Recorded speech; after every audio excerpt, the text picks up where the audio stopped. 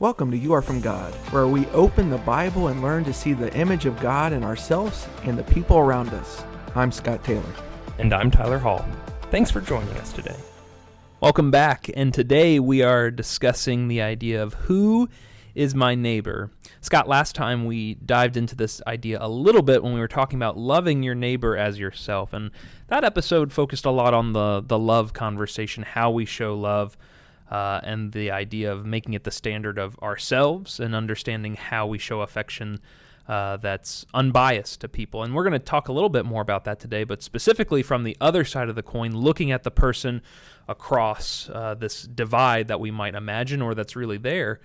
Who is my neighbor? Now, obviously, when I think of this topic, my mind goes directly to Mr. Rogers' Neighborhood. This is a classic, started in the 60s, hundreds of episodes where Fred Rogers comes out and just so simple, so slow paced, but so authentic and real. This guy talking to children through his television program, and he always sings this song inviting people to be his neighbor.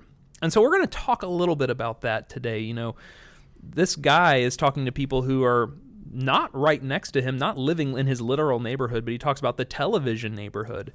And so this invitation, won't you be my neighbor, that's very close in spirit to what Jesus is telling us to do when we think about loving our neighbor as ourselves. We'll see in a story today from the Gospels that somebody directly asks Jesus this question, well, who is that? And Jesus answers pretty poignantly with this parable that we talk about. But first, we need to understand why it's so important. Yeah, and I mean, you think about just the idea of, there's Mr. Rogers, whether it's my grandfather used to call everybody neighbor. Mm-hmm. You know, that was just the word he would use. Hey, neighbor. That's right. Howdy, neighbor. And you think about those types of things, and they're amazing once you put them in application. The idea of actually seeing everybody as your neighbor, as we're going to get into, but that really comes from the scriptures in James, the 2nd chapter, and verse 8, in a context talking about partiality, which we can come back to, but it talks about in verse 8, if however you are fulfilling the royal law according to the scriptures, you shall love your neighbor as yourself, you are doing well. The whole purpose of what we're striving to do, as we've talked about in the last couple of podcasts, is we love God, and that's going to be seen in our love towards other people. The problem sometimes, Tyler, is that we tend to love those that love us, mm-hmm. or those that we know, rather than seeing people as they are. And this is the sovereign law that we're talking about here. This one that people are going to know that you're a follower of God, a child of God, and one of the ways they're going to know that is how you treat other people and how we view other people.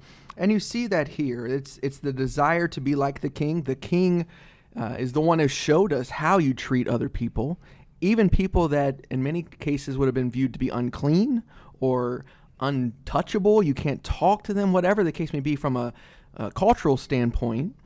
Jesus did. He spent time with them, and he absolutely focused on them as he was talking to them. And it's such a great example for us to do the same, to be able to treat each other as royalty. What a wonderful thing that would be if we all were able to do that. Yeah, that's the idea that I love that James calls it the royal law. And so to your point, it's about us being of this standard of the king and that we're being like his children. But I love that shorthand of being able to just say, what does it mean to love your neighbor as yourself? Well, treat them like royalty. Go out of your way to show them honor and preference and affection and service. And so we see that as something that's very highly prioritized with God. Obviously, God is love, and he's showing that to us in every single way that we can imagine.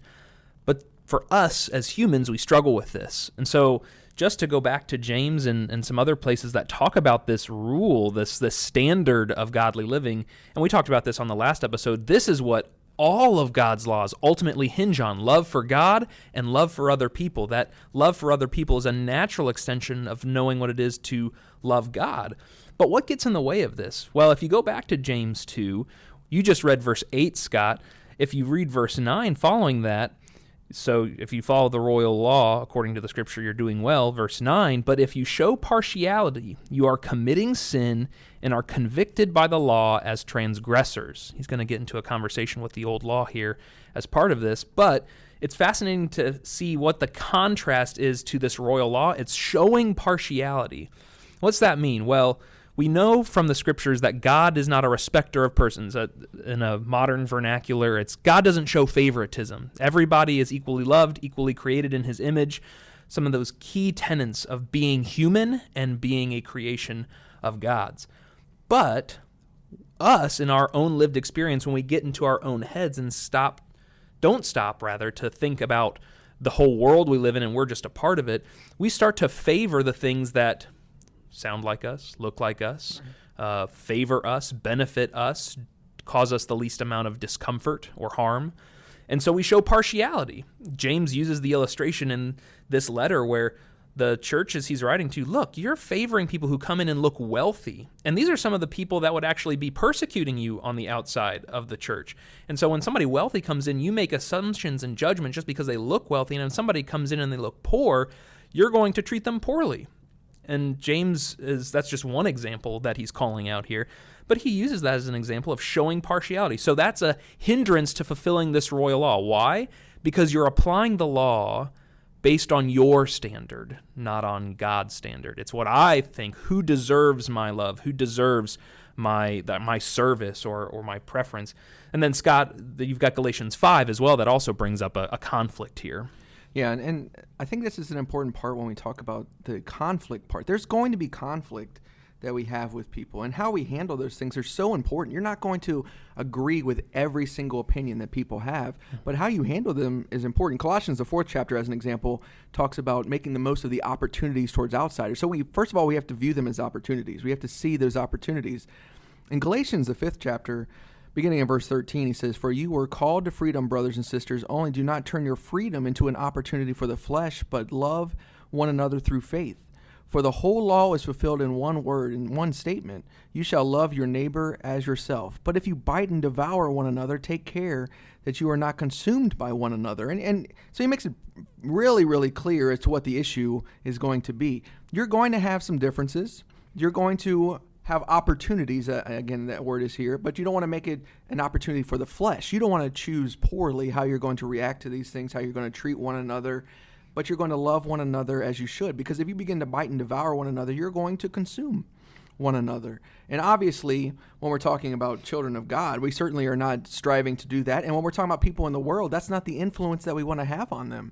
We want to show them Jesus Christ, and savagely attacking them, as you kind of think of biting and devouring it from a wild animal standpoint, is not the way to show them the love of Jesus Christ. And that's what he really goes on and talks about here in Galatians, the 5th chapter. You need to walk by the Spirit. Make sure that you're living this life on a day-to-day basis. This is seen in our spiritual walk with him, because that's the way that he was. He treated people in such an amazing way as to how you said it. He treated them as royalty, and it was everyone that he treated this way, and we need to make sure that we're doing exactly the same.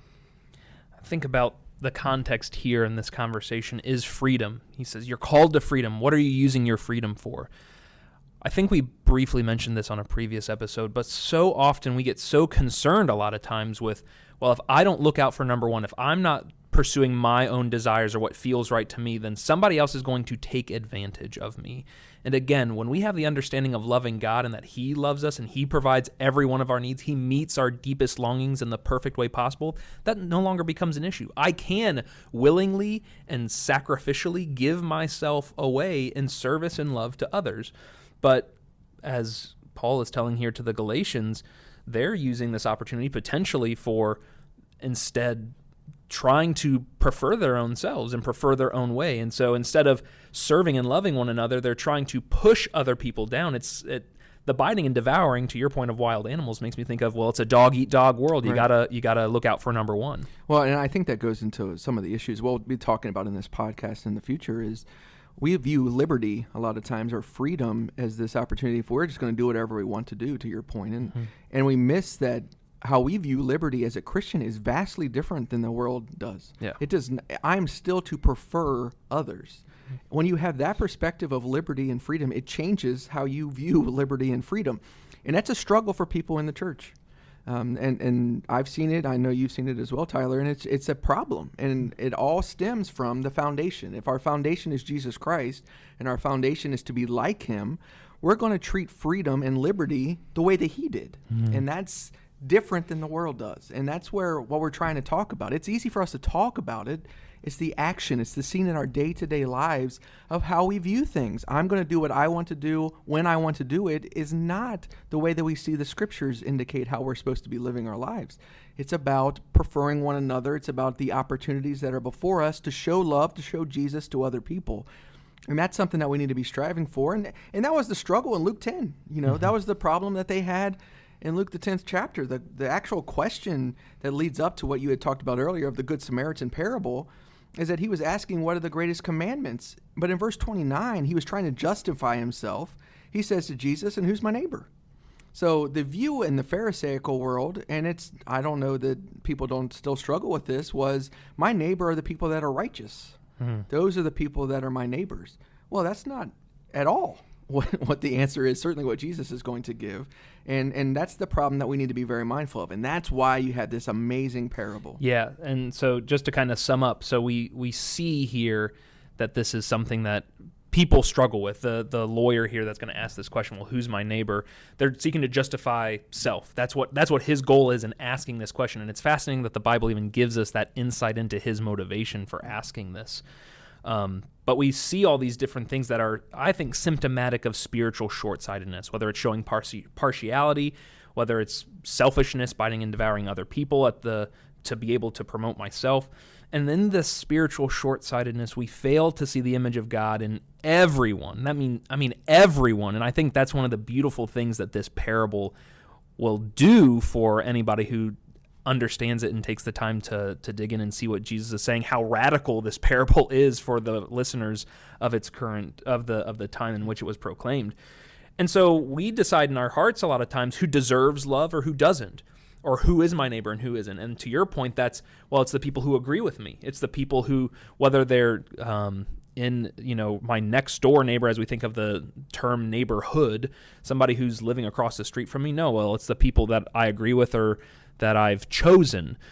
And Jesus here in this parable totally throws that out the window. So in Luke, I'm just going to read this, Scott. In Luke 10, so you mentioned the part in verse 29 where the question, the follow-up question to the greatest commandments. Okay, so who's my neighbor? In verse 30, Jesus took up the question and said, "A man was going down from Jerusalem to Jericho and fell into the hands of robbers. They stripped him, beat him up, and fled, leaving him half dead. A priest happened to be going down that road. When he saw him, he passed by on the other side. In the same way, a Levite, when he arrived at the place and saw him, passed by on the other side. But a Samaritan on his journey came up to him, and when he saw the man, he had compassion. He went over to him and bandaged his wounds, pouring on olive oil and wine. Then he put him on his own animal, brought him to an inn, and took care of him. The next day he took out 2 denarii, gave it to the innkeeper, and said, 'Take care of him. When I come back, I'll reimburse you for whatever extra you spend.' Which of these 3 do you think proved to be a neighbor to the man who fell into the hands of the robbers? The one who showed mercy to him," he said.